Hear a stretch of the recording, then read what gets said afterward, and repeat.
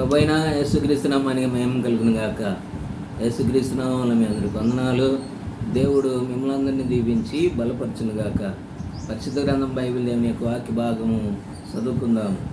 చూడండి, యెహెజ్కేలు గ్రంథము 2వ అధ్యాయము 1వ వచనము. నరపుత్రుడా, నీవు చక్కగా నిలబడుము, నేను నీతో మాట్లాడవలను అని ఆయన నాతో మాట్లాడినప్పుడు ఆత్మ నాలోనికి వచ్చి నన్ను నిలబెట్టెను. ఎవరితో మాట్లాడతాడు?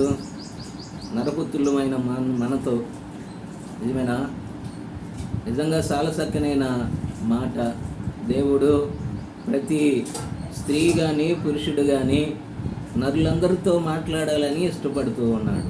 కారణము, ఆయన మార్గంలో చక్కగా నడిపించాలని, ఆయన ఆత్మతో నింపాలని ప్రతి సమయంలో మనుషులతో మాట్లాడే దేవుడు మన దేవుడు. ఎందుకని?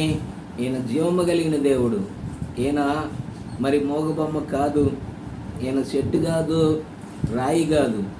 ఈయన జీవము కలిగిన దేవుడు కాబట్టి యెహెజ్కేలుతో మాట్లాడుతూ ఉన్నాడు. ఏమని? నరపుత్రుడా, చక్కగా నిలబడు.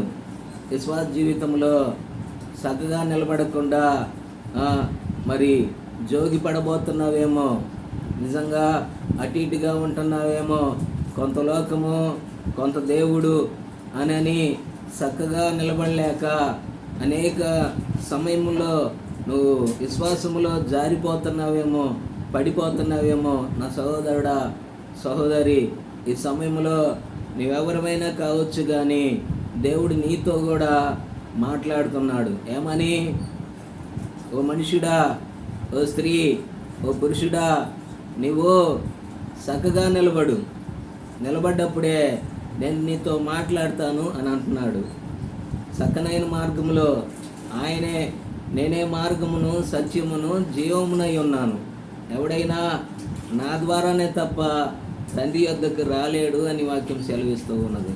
నిజంగా విశ్వాస జీవితంలో సన్నగిల్లకుండా, కుడి ఎడమలకు తొలగకుండా, పడిపోకుండా, జారిపోకుండా నీవు కూడా ఆత్మీయ యొక్క విధానములో పరిశుద్ధాత్మ కలిగిన వ్యక్తిగా నువ్వు నిలబడు, చక్కగా ఉండు.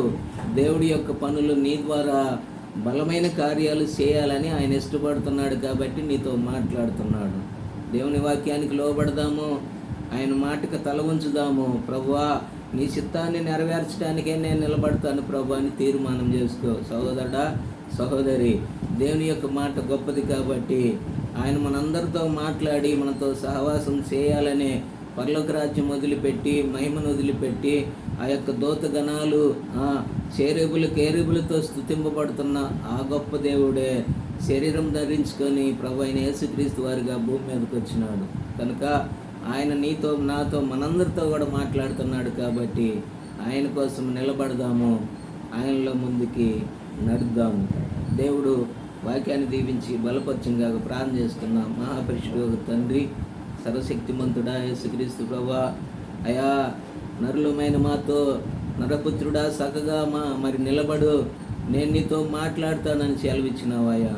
మా జీవితంలో కూడా, మా మార్గంలో ఒకవేళ తొట్టుపాటు పడుతూ లేస్తూ విశ్వాస జీవితంలో అయా స్థిరంగా నిలబడలేని స్థితిలో ఉంటే మమ్మల్ని కూడా విశ్వాసములో, నీ వాక్యములో అయా ముందుకు నడిపించి స్థిరమైన వాక్యమనే పునాది, క్రీస్తు అనే బండ మీద మమ్మల్ని నిలబెట్టి మమ్మలను, మా కుటుంబాలను దీవించమని మా ప్రభువైన యేసుక్రీస్తు నామములో ప్రార్థించి అడిగి వేడుకొనుచున్నాం మా తండ్రి.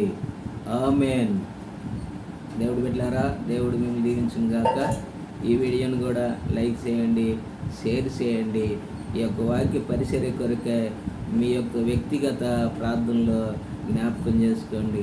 నిజంగా మరి యొక్క సేవా పరిచర్యలో మీరు కూడా పాలిభాగస్తులు కాబట్టి ఈ యొక్క సేవ కొరకే మీరు కూడా బలమైన ప్రార్థన చేయండి.